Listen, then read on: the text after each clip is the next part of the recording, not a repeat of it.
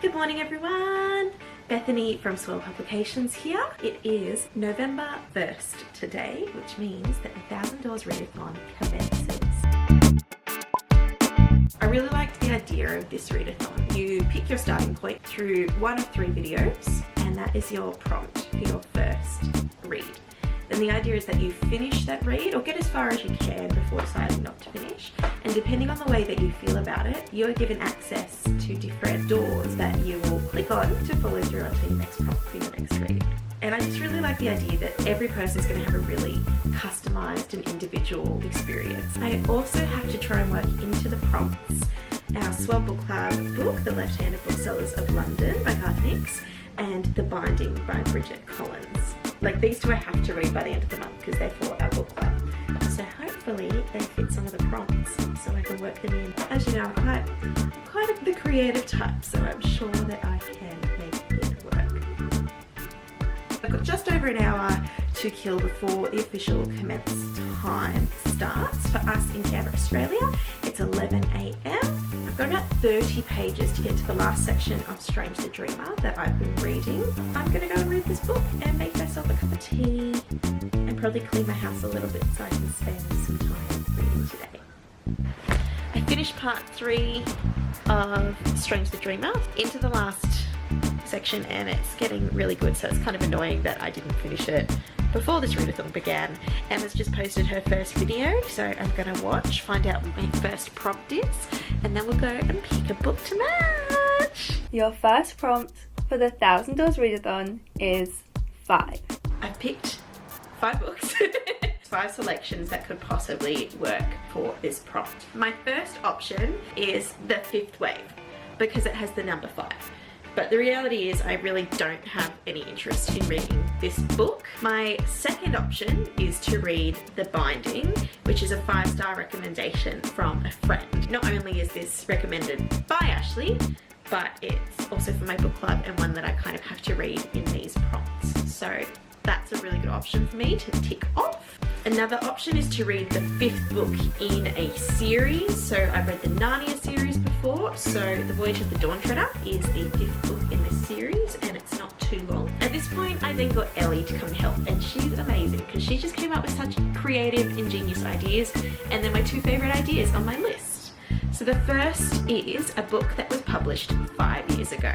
So in 2015, a book called Illuminate was published, and this is one I've started before and never finished. It's also written by Australian authors, so that could be a really cool option. This one's also got lots of, it's told through words and images as well. The other one that she suggested was the 5th book written by an author, and so we don't have that many books.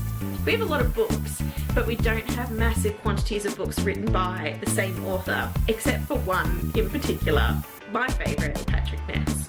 So we classified his Chaos Warden series as one book, because otherwise the 3rd book in the series counts as the 5th book. And I don't want to read the 3rd one first, which makes The Crane Wife his 5th read. I'm going between these 2. I think I'm going to get Elly to help. Elly! What? You're going to help me pick. I'm choosing between these 2. Hey, the other ones I chose. Those are the ones I bought. So I'm shuffling. Okay, I haven't. I've got both books in both hands. Okay, one is in the left hand, one is in the right hand. Which hand should I pick? The left one. Damn it, we picked the chonkas. Also, it's not that bad. There are a lot of postmodern techniques in it, so that it may look like it's hefty, but it's actually pretty easy to read. Okay, I'm done with This my is my cameo. first book. Bye! I'm gonna go and sit and start Illuminate.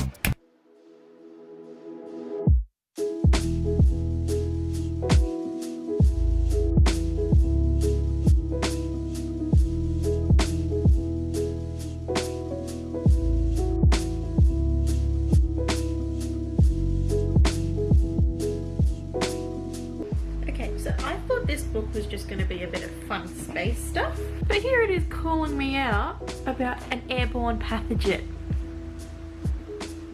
I thought this was going to be a bit of escapism.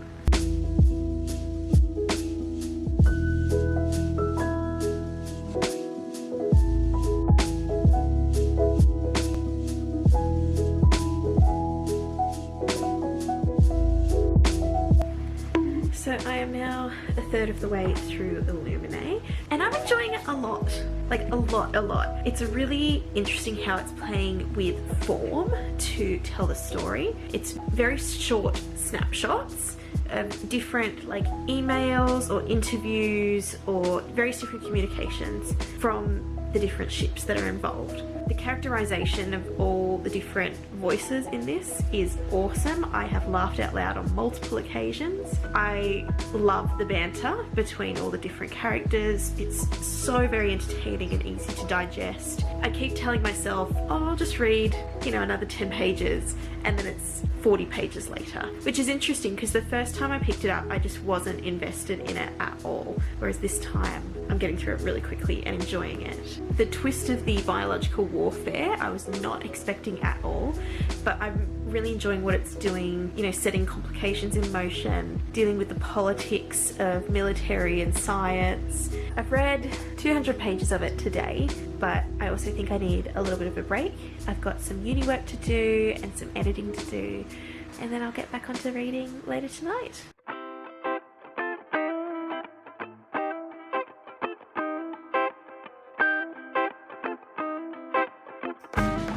I'm now officially 2/3 through Illuminate. I'm loving this. It's absolutely incredible. I am so invested in the story. Last night I stayed up till 1:30 reading the book, which I should not have done. It doesn't happen very often for me. I love sleep, so I don't find myself staying up late into the night reading, but I did with this one. I think because of the nature of it being so episodic with the various different interviews and emails and chats that we get, it's so easy to go, I just want to read one more, I just want to read one more, because the story is quite fast paced, and I really like that. I'm not a big fan of slow burns. I'm really enjoying all the different characters that we've got.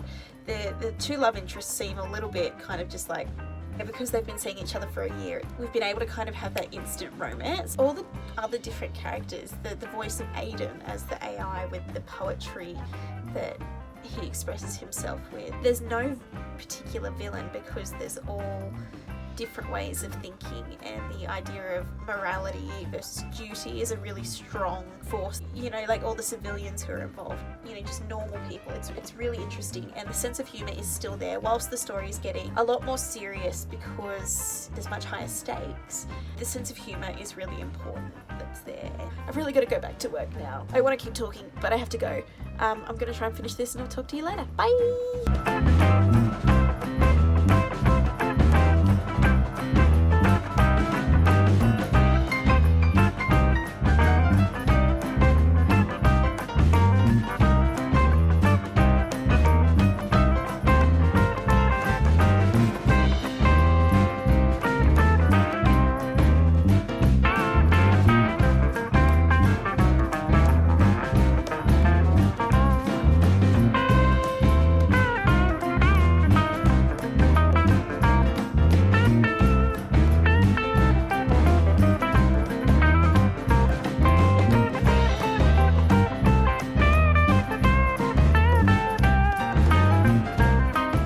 So good. That was so good. It was such a roller coaster of emotions. I cried. My heart was so happy and sad. Like, good sci-fi talks about the human condition in a really complex and entertaining kind of way. And, you know, it was the form and the way in which the story was told visually still fascinating all the way through to the end. This was great. I really enjoyed it. I'm so glad I read this. I can't believe that the first time I read this I was not invested in it. What was wrong with me? Now I have to go and open some doors and find out what my next clue is. I'm just so happy. This was a great start to the readathon. Let's find out what's next. The meme for this prompt is I'm back! Funny story. All three of us got the same prompt for prompt 2. Elly and I were joking that she was coming out of the closet, so I really wanted to find some sort of like coming out story, but I don't own any on my bookshelf, so couldn't do that. So I picked up some other ones. So my first instinct is to finish off the last 200 pages of Strange the Dreamer. I know it's kind of cheating because like I've read the majority of the book already, but it would be nice to kind of finish it. The next idea is just to return to a series that I've started, and as we've mentioned before, I have a terrible habit of starting series and not finishing them.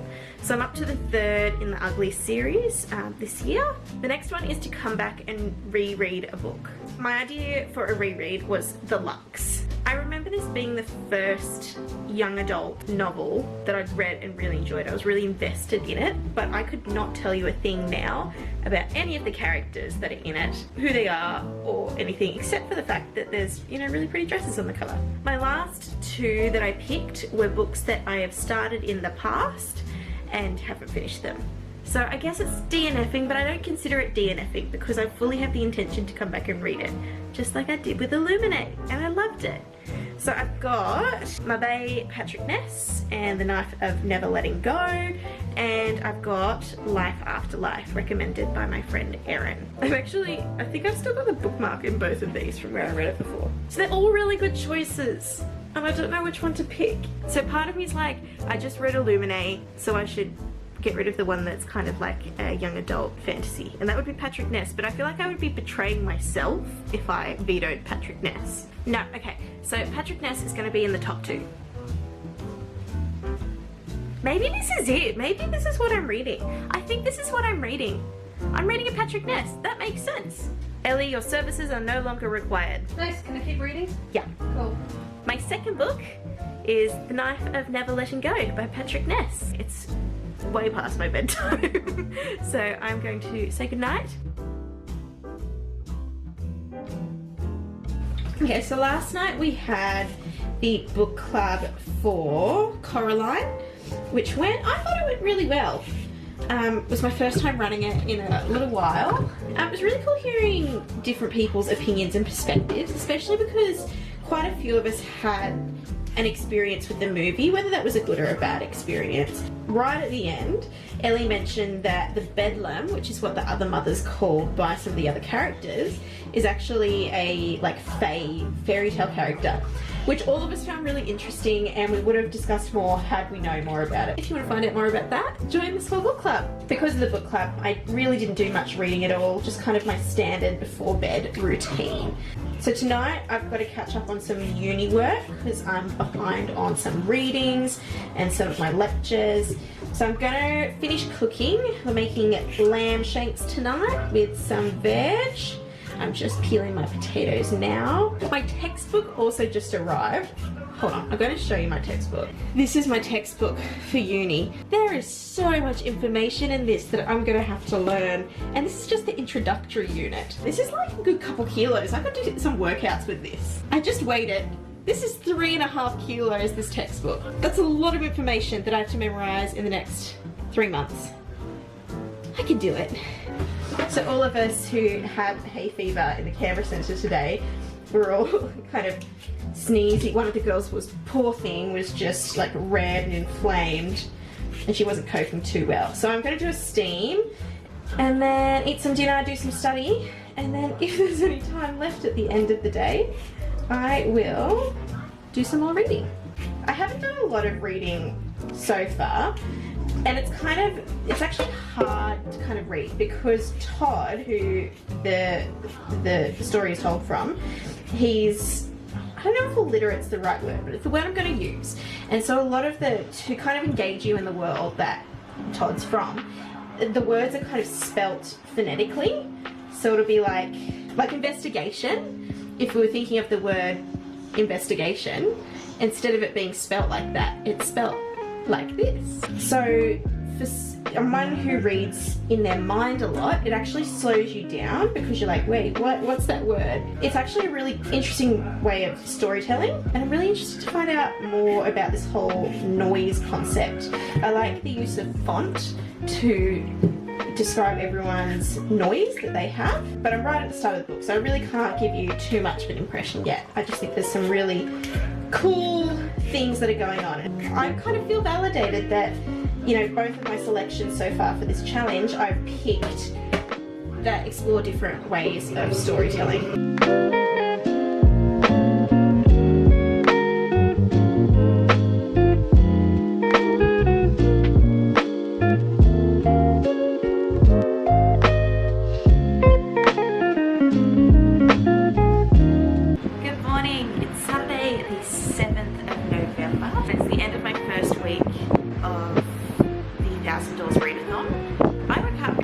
early on my day off, which is kind of a bummer because, you know, you always want to kind of take advantage of a sleep in on your day off. But I've already been really productive and I've got a lot to do today. So I just got up to part 4 in The Knife of Never Letting Go. And look, I'm really enjoying it. I can't really figure out why I stopped reading it at the time. You know, every chapter it's progressing and the story's moving on and it's really interesting and I'm enjoying it.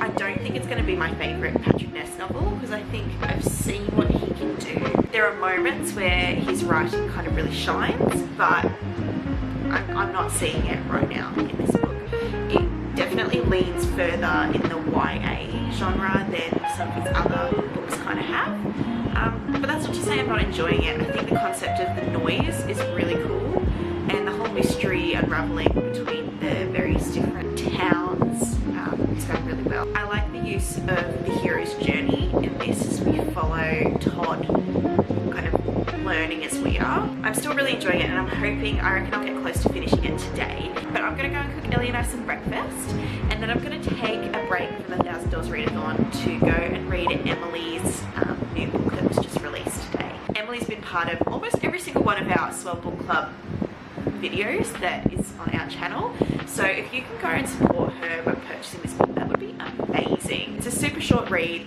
and it's a really festive Christmas one, so I'm gonna spend some time doing that. Plus today I've got a whole bunch of just general cleaning, I've got some uni work to catch up on, you know, boring stuff. So I'm gonna get onto that and then we'll get onto some more reading.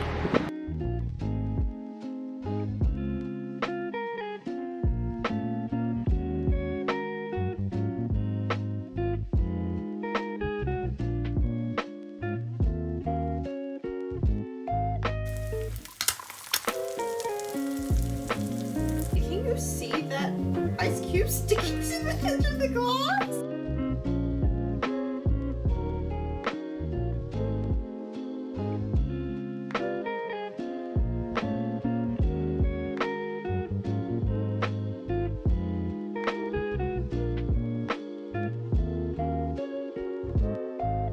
Good evening. It's been a day. It has been a massive day. I've done a lot of work today. I completed my first uni assignment. I listened to like 2 lectures and did a prac. I cleaned the house, cooked 2 meals, and I read a whole bunch. And I also had a nap because I was pretty buggered from the week. So it's been a massive day. I'm just over halfway through The Knife of Never Letting Go. And I'm still really enjoying it. I love Patrick Ness's writing. Like, yes, I feel like this is definitely a simplified version. And I kind of do get annoyed when he's like, you know, F this, but I didn't actually say F. For me as an adult, I guess I'd kind of prefer it if he was just like honest and just kind of said what he was thinking. But that's how you work your way around like any restrictions that'll be in the YA genre. I love that we're seeing kind of the relationship bloom between the 2 characters, that the world is expanding quite steadily and the mystery is kind of still unraveling. So my plan was to try and finish it today. I did not even get close. I'm just over halfway. My plan is to now go to bed and read a whole bunch, and then I'll have this one hopefully finished tomorrow, ready for my second week of the 1000 Doors Book Challenge. So thank you for watching my first week vlogging my reading experience. I'll see you next week. Bye!